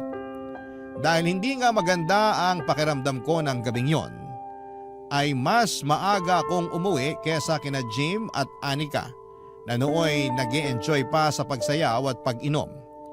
Kinonta ko ang tricycle driver para magpasundo pa uwi sa transient house namin. Tahimik ng lugar na mga oras na yon. Pagkarating sa transient ay agad akong binalot ng panlalamig. Muling nanumbalik ang bigat na nararamdaman ko, pati na rin ang sakit ng aking ulo. Dahil nakainom ay agad akong dumiretso sa kwarto ko para magpahinga. Ilang oras lang ang lumipas ay nabulabog ako sa mga malalakas na yabag sa labas ng kwarto ko. Naisip ko na baka sina Jim at Anika lamang yon na kakauwi lang galing sa gimikan kaya hindi ko ito pinansin. Maya-maya ay malakas na sunod-sunod na katok ang narinig ko mula sa labas ng pinto ng kwarto. Agad akong bumangon para buksan ito, Papa Dudut, pero sinalubong ako ng katahimikan. Lumabas ako para kumuha ng maiinom sa kusina at saka nagpunta sa kwarto nila Jim at Anika para sana humingi ulit ng gamot. Pero nung tingnan ko ang kwarto nila ay walang tao doon. Mag-isa lamang pala ako sa transient house ng mga oras na yon. At kung kanino galing ang mga yabag at katok na narinig ko ay hindi ko na alam, Papa Dudut.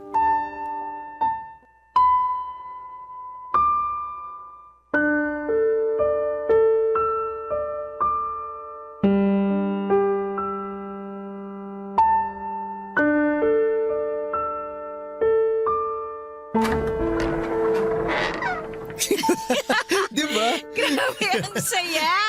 Oh, Aldred, ang aga mo nagising ah. Kauuwi nyo lang? Oo, doon kami natulog sa tabing dagat. Paano? Literal na dun kayo sa buhangin natulog? Hindi. May nakilala kasi kaming grupo ng mga BPO employee na nagbabakasyon din. Jumoin kami sa kanila tapos doon na rin kami natulog kasi may dala silang mga tent. Ang saya nga eh, sayang hindi mo sila nakilala. Magkikita-kita ulit kami mamayang gabi. Hindi na kasi namin makontak si Manong driver kagabi. Feeling ko tulog na siya nung time na yon kaya no choice na talaga kami kundi matulog na rin dun. As in, hindi kayo umuwi? Hindi, kakauwi lang namin since kagabi. Bakit? Akala ko umuwi kayo saglit tapos lumabas din agad. Bakit naman kami uuwi tapos aalis din? Hindi ko alam. Kagabi kasi, habang natutulog ako, may mga yabag ako narinig sa labas ng kwarto ko. Akala ko kayo yun. Hindi kami yun. Uy, Aldred, huwag mo akong tinatakot ng ganyan. Baka naman si Sunny Boy lang yun. Ano namang gagawin ni Sunny Boy dito ng ganung oras? Aba malay ko. Tapos eto pa, May kumatok din sa kwarto ko. Malakas na katok na para bang nagmamadali. Tapos nung bumangon ako, wala namang tao. Sinek ko yung kwarto nyo. Wala din kayo. Kaya akala ko umuwi kayo tapos umalis din. My gosh, bigla akong tinayuan ng balahibo. Uy, wag ka naman nananakot dyan. Seryoso ako. Alam ko kung ano yung narinig ko. Baka naman nananaginip ka lang. Hindi na nga ako nakatulog simula nun eh. Nagluto na lang ako ng maaga tsaka inantay ko kayo na makauwi. Baka naman si Sunny Boy ngayon. Baka chinecheck lang niya tayo. Oo nga. Di ba dyan lang siya nakatira sa malapit? Hindi naman siguro yun mambubulabog ng ganong oras. Tsaka may trabaho yun sa umaga. Kaya sure akong maaga yun natutulog. Lasing ka lang kaya kung ano-ano naririnig mo. Kumain na nga tayo. Ano ba yung niluto mo? Niluto ko na lang yung dala kong instant noodles. Tsaka yung greenosity nating itlog. Halina kayo, kumain na kayo. Mauna na kayong kumain. Maliligo muna ako. Baho ko na eh. Sige, maligo ka na muna. Ipagtatabi na lang kita. Maupo ka na dyan, Jim. Tol, so ano namang ginawa mo rito kagabi? Nag-uwi ka ng babae, no? Natulog nga lang ako kagabi. Masama pakiramdam ko eh. Tsaka lasing na rin ako kaya wala na akong oras mambabae. Sus! Ako lang naman kausap mo kaya aminin mo na. May kasama kang babae kaya yun yung mga ingay na narinig mo kagabi. Hindi mo lang maalala kasi lasing na lasing ka na. Kahit itanong mo pa kay kuya na naghatid sa akin, wala akong dinalang babae rito. Anong kahit itanong sa kanya, siya nga yung nagkwento sa akin nun. Ano? Sinabi niyang may kasama akong babae kagabi? Oo! Nakwento niya sa akin kanina habang nasa biyahe kami ni Anika pa uwi dito. Sabi niya nung ibinaba ka raw niya, may babaeng nag-aantay sa may pinto. Gagi! Wala nga akong kasama kagabi. Mag-isa lang ako rito. Tol, kinuwento niya lang yung nakita niya. Huwag ka na kasing magsinungaling. Ako rin naman eh. Kung hindi ko lang kasama si Anika, mag-uuwi talaga ako ng babae rito. Wala talaga, tol. Mag-isa lang akong umuwi kagabi. O sige na, mag-isa ka na kung mag-isa ka.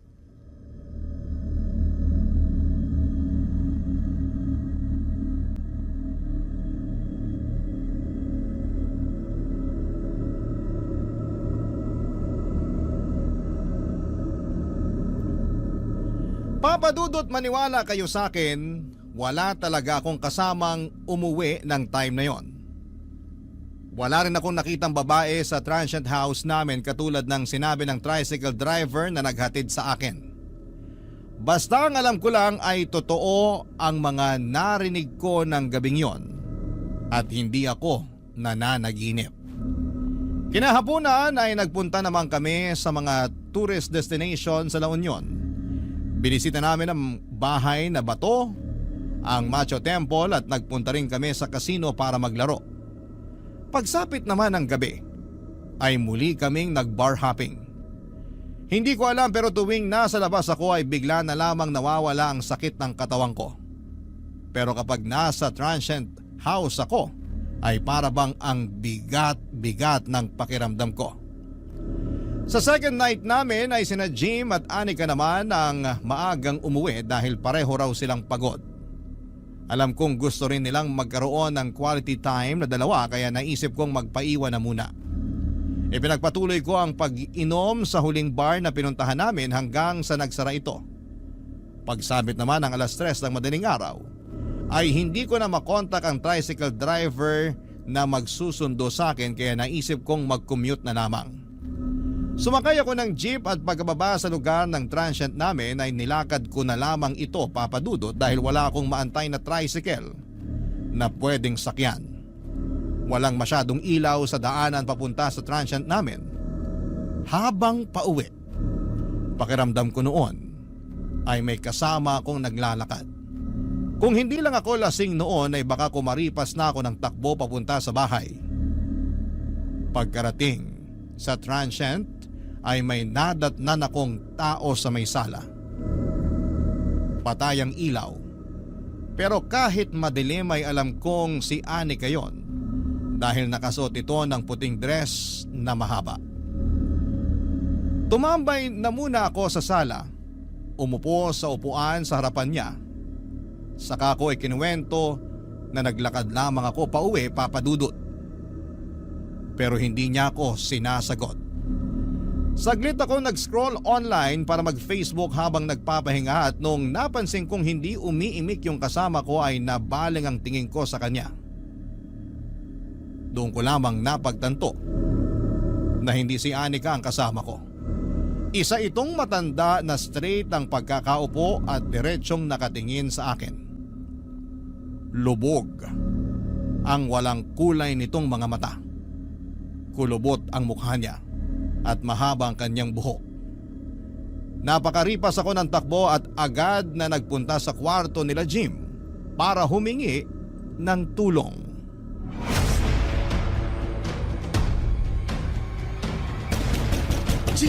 Jim! Gumising kayo dyan! Balagbag naman Ako kung sa sala. makakatok. Aldred! Nauuwi mo lang ba? Bumangon ka dyan! May matanda sa sala! Matanda? Anong matanda pinagsasabi mo? May nakita akong matanda sa sala! Bakit ba ayaw niyong bumangon dyan? Teka nga babe, bubuksan ko lang yung pinto. Ang ingay mo naman, Aldred. Ano bang meron? Asan yung matanda sinasabi mo? Halika, samahan niyo ako. Nandun siya sa sala. Anong matanda? Okay ka lang ba? Ba't naman magkakaroon ng matanda rito? Asan ulit? Sa sala? Halika, samahan niyo ako. Natatakot akong bumalik dun mag-isa eh. Ay nako, sige. Pakita mo sa akin. Nasaan? Dali, lumakad ka ron. Samahan kita. Sandali, hintayin niyo ako. Huwag niyo akong iwan dito. Nadatnan ko siya kanina pagkarating ko. Akala ko nga si Anika yun eh. Tinanong ko pa siya kung bakit di pa siya tulog. Kanina pa kami tulog ni Jim. Tsaka paano magkakaroon ng matanda rito? Nakalak yung pinto. O nandito na tayo sa sala. Nasaan yung sinasabi mo matanda? Nandito siya kanina. Nakaupo siya dyan. Magkatapat nga kami. Anika, pakibuksan mo nga yung ilaw.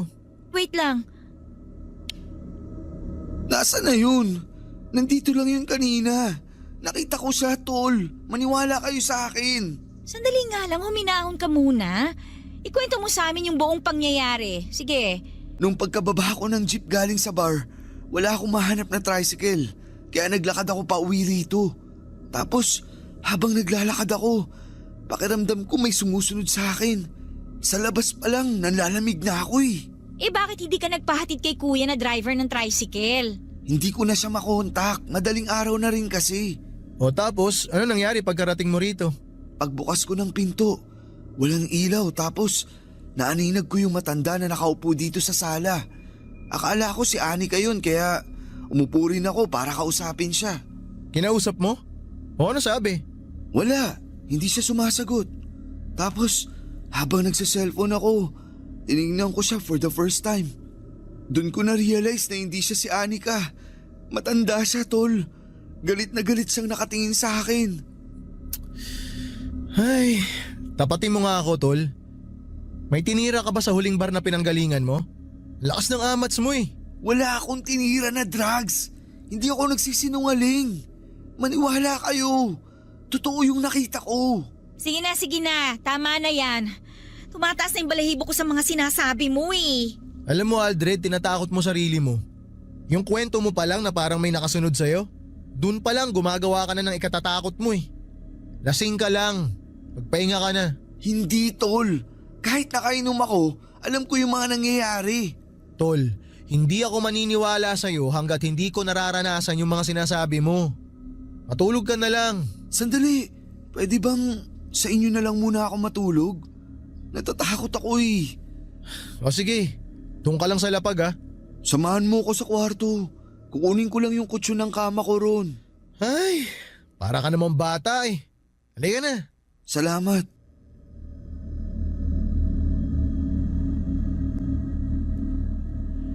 Papadudot kahit nakainom, pagod at kahit kasama ang mga kaibigan ay hindi pa rin ako nakatulog ng gabing yon.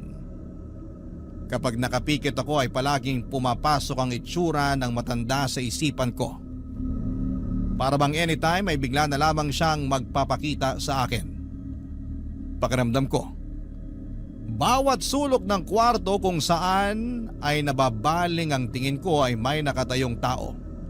Kahit na wala naman akong nakikita. Pagsapit ng umaga ay saka lang ako nakatulog. Kaso nga lang ay ilang oras pagkatapos noon ay bigla akong nagkaroon ng masamang panaginip. Nagising ako na hinihingal at pawis na pawis kahit nakabukas naman ang aircon.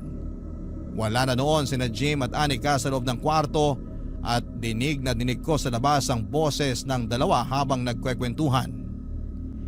Sinubukan kong bumangon pero hindi ko may galaw ang katawan ko, Papa Dudut. Para ako na-paralyze sa kinakahigaan ko. Maya-maya ay napansin ko ang isang babae na nakatayo hindi kalayuan sa kinakahigaan ko. Biglang bumilis ang tibok ng puso ko nang bigla na lamang itong lumapit sa akin. Hindi ko kita ang mga paa niya pero sa tingin ko ay nakalutang siya. Tumigil siya sa may paanan ko at muli kong nakita ang mukhang nagbigay sa akin ng trauma. Ang matanda na nakita ko ng madaling araw pag uwi ko ay ang matanda na nakatayo sa paanan ko. Nakatitig siya sa mga mata ko at galit ang kanyang mga tingin. Gusto kong sumigaw pero walang boses na lumalabas sa bibig ko. Pinilit kong igalaw ang mga kamay ko pero parang wala talaga akong kontrol sa katawan ko ng time na yon. Ang ginawa ko ay pumikit na lamang ako saka nag-usal ng panalangin. Maya-maya ay biglang gumaan ang pakiramdam ko, Papa Dudut. Pagbukas ko ng aking mga mata ay wala na ang matanda. Nakakagalaw na rin ako at mabilis akong bumangon at hinanap ang mga kaibigan ko. Agad ako nag-ayos ng gamit ko at inaya sina Jim at Anika na maghanap na lamang ng ibang matutuluyan. Barangay Love Stories. Barangay Love Stories. Papa Dudut, sinabihan akong OA ni Jim dahil masyado ko raw pinapalaki yung masamang panaginip ko. Para sa akin ay hindi panaginip ang mga nangyari. Totoo ang mga nakita ko at 2 beses na nagparamdam sa akin ang matandang yon. Pero dahil malapit na rin namang matapos ang bakasyon namin, ay hindi na pumayag sina Anika at Jim na lumipat ng matutuluyan. Total ay uuwi na rin kami at hindi na kami umalis pa sa transient na yon hanggang sa matapos ang bakasyon namin. Wala akong ginawa noon kundi ang bumuntod sa 2 kong kaibigan kahit saan sila magpunta. Ayoko noong maiwang mag-isa dahil baka bigla na namang magpakita sa akin ang matanda. Simula kasi noong may nagparamdam sa akin ay para bang lagi nang mayroong elementong nakabuntot sa akin. Lagi akong tinatayuan ng balahibo. Kahit na nasa labas kami at napapalibutan ng maraming tao ay para bang laging may nakatingin sa akin. Nanlalamig ang buong katawan ko at laging mabigat sa pakiramdam yon. Sa huling gabi namin sa San Juan ay nag-request sina Jim at Anika na mamamasyal silang 2 na hindi ko na kailangan pang sumama. Gusto raw nilang magkaroon ng moment bilang magkasintahan. Ayoko sanang pumayag dahil ayokong maiwang mag-isa sa transient pero pagod na rin ako noon at masama na rin ang pakiramdam ko. Noong iniwan nila ako ay tumambay lamang ako sa labas ng transient at doon ko hinintay ang pag-uwi ng mga kasama ko. Doon ay nadatnang ko si Sunny Boy na magtitirik sana ng kandila sa harap ng transient, Papa Dudut.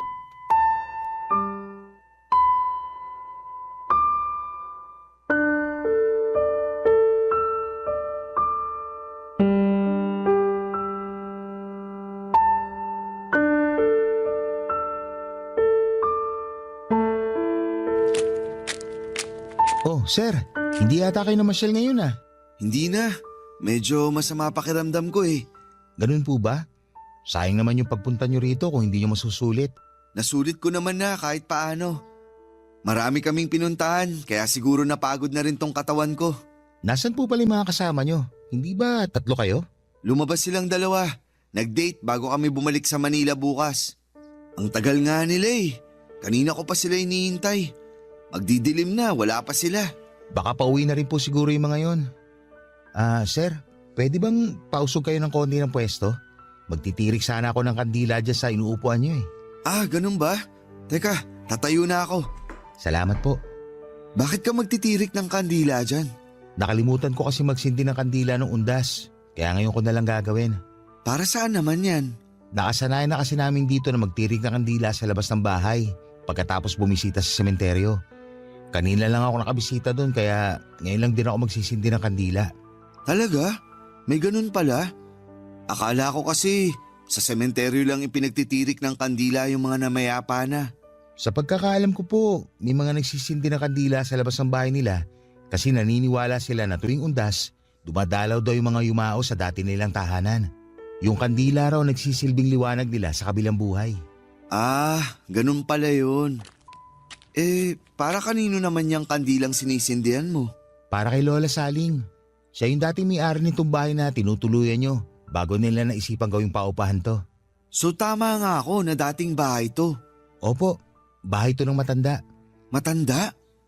Hindi kaya siya yung nagpaparamdam sa akin? Ano pong ibig nyo sabihin na nagpaparamdam? 2 beses na siyang nagpapakita sa akin eh. Unang pasok ko pa lang sa bahay na to.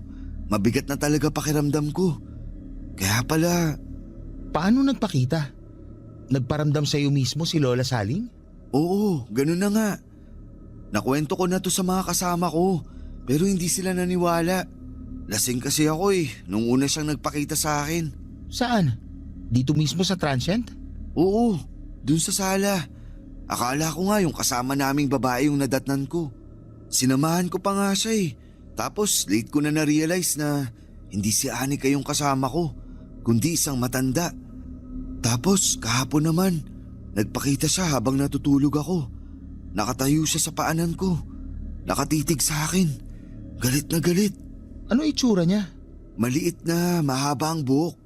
Kulubot ang muka at malaki ang mga mata. Mukhang totoo nga yata yung mga sinasabi nila na nagmumulto nga rito si Lola Saling. Ibig mong sabihin, hindi lang ako ang nakaranas nun? Dati na talaga nila sinasabi na may multo sa bahay na to. May isang tanod noon ang nakapansin na may babaeng nakatayo dito sa tapat ng transient. Dito mismo sa kinatatayuan natin. Tapos nung nakaraang taon, may reklamo din yung mga tumuloy dito na marami daw silang naririnig na kalabog sa kalagitnaan ng gabi. Bigla tuloy akong kinilabutan. So, totoo nga yung mga nakita ko? Hindi ko lang guni-guni yun, tulad nung sinasabi sa akin ng mga kasama ko? Hindi ko alam kasi hindi ko pa naman naranasan yung mga nakukwento sa akin. Pero hindi ikaw ang una nagsabi sa akin yan, na nagpaparamdam nga si Lola Saling sa bahay na to. Pakiramdam ko nga, parang nandito siya ngayon Pero mabait naman si Lola Saling. Noong nabubuhay pa siya, isa ako sa mga tinulungan niya para makapag-aral. Kahit na, hindi na dapat siya nandito kasi matagal na siyang patay. Maganda siguro na magdasal na lang tayo para sa ikapapayapan ng kaluluwa niya. Mabuti pa nga. Lola Saling, kung nandito ka man ngayon, sana wag mo naman pong gambalain yung mga nandito sa bahay. Opo, aalis na rin naman po kami bukas Pasensya na po kung naabala namin kayo. Mababait po sila kaya wag po kayo mag-alala. Oo nga po. Sir, magdasal na lang po kayo kapag nagparamdam siya ulit. Paano po yan? Maiwan ko na po kayo. Teka, saan ka pupunta? Uuwi na po ako. May gagawin pa ako sa bahay. Sandali. Pwede bang dito ka muna? Pasama muna ako habang wala pa yung mga kaibigan ko. Natatakot talaga ako Ganun po ba? O sige, dito na lang muna ako.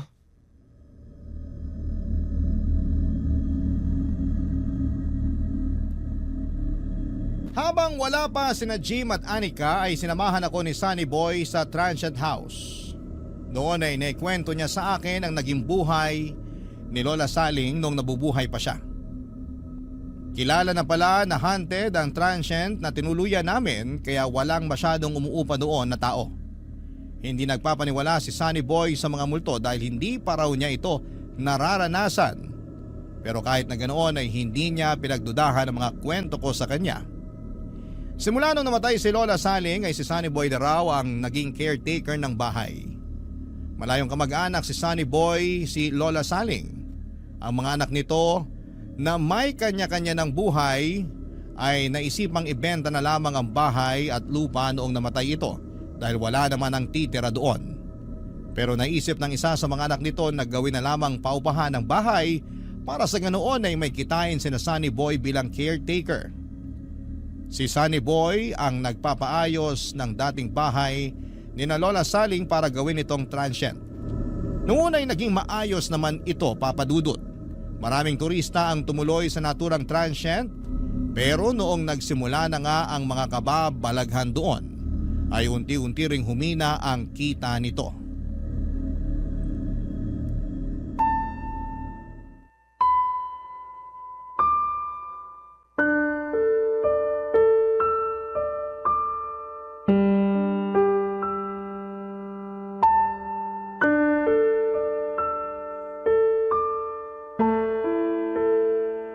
Dating teacher si Lola Saling kaya medyo may pagkamasungit siya, saka istrikta. Pero sa amin mabait siya. Kami na yung tinuring niyang anak simula nung nagsialisa ng mga anak niya. Ilan ba ang anak ni Lola? 4 silang lahat. Yung 2 nakatira na sa abroad. Yung 2 naman nasa Maynila. Siya na lang mag-isang naiwan dito noon. Yung asawa niya? Maagang nabiyuda si Lola Saling. Bata pa lang daw yung mga anak niya noon nung naaksidente ang asawa niya sa daan. Ang totoo niyan, itong transient na to ang unang naipundar nila mag-asawa. Kaya alam ko kung gaano kahalaga ang bahay na to para kay Lola Saling. Noon ngang nalaman kong plano nilang ibenta tong bahay na to, nalungkot ako eh. Mabuti na lang, naisipan nila tong gawing transient. Pero medyo luma na rin kasi tong bahay. Nasabi mo 'di ba na wala nang masyadong umuupa rito? Oo, medyo matumal nga. Malayo din kasi ito sa sentro eh. Minsan, yung mga nagiging customer namin yung mga wala na talaga matuluyan katulad ninyo. Pero sa tingin mo, bakit naman kaya nagpaparamdam si Lola Saling sa mga tao? Hindi kaya may gusto siyang ipaiwatig? Hindi ko alam. Hindi rin naman kasi siya nagpaparamdam sa akin eh. Ni anong klaseng kababalaghan, wala akong naramdaman sa pamamahay na to. Baka naman ayaw niyang gawing paupahan tong bahay niya.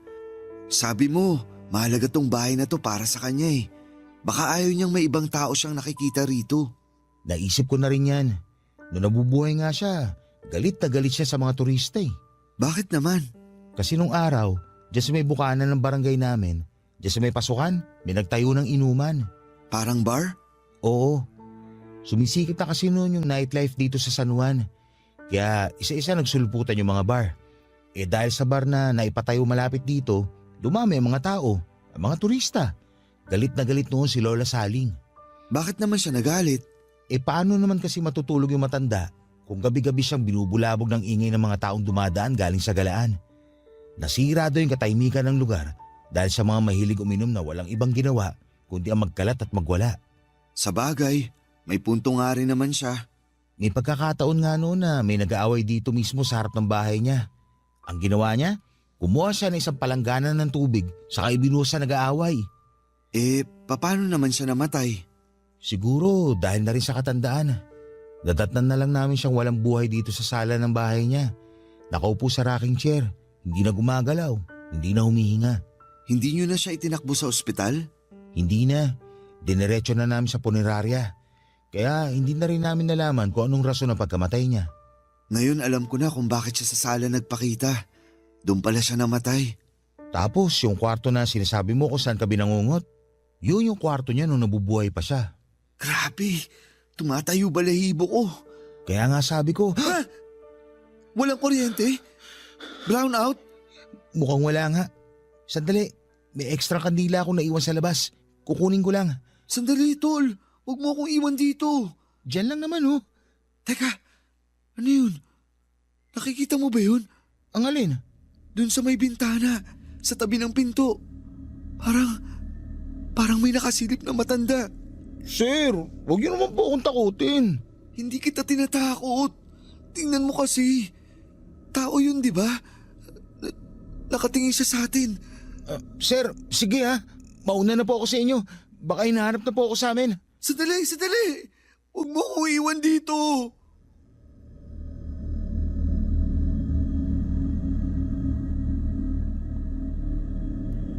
Papadudot, bago kami bumalik sa Maynila ay nagtirik kami ng kandila sa transient para kay Lola Saling. Nanalangin din kami para sa kanyang kaluluwa at humingi ng tawad sa panggagambala sa tahanan niya. Pagkatapos noon ay nagpaalam na kami kay Sunny Boy na noon ay nagsimula na ring matakot sa naturang bahay matapos makaramdam ng kababalaghan. Sobrang lala ng trauma na sinapit ko ng mga panahong yon, Sa puntong halos 2 buwan din akong natutulog na bukas ang ilaw. Dumoble noon ang bayad ko sa kuryente dahil bawat sulok ng apartment ko ay nakabukas ang ilaw. Hindi pa rin kasi mawala sa isipan ko noon ang itsura ni Lola Saling noong gabing nagpakita siya sa akin. Paminsan-minsan ay dumadalaw pa rin siya sa panaginip ko. May pagkakataon noon na natatakot ako dahil baka bigla na lamang siyang magpakitang muli. Sa kabutihang palad ay hindi naman naulit ang bagay na yon.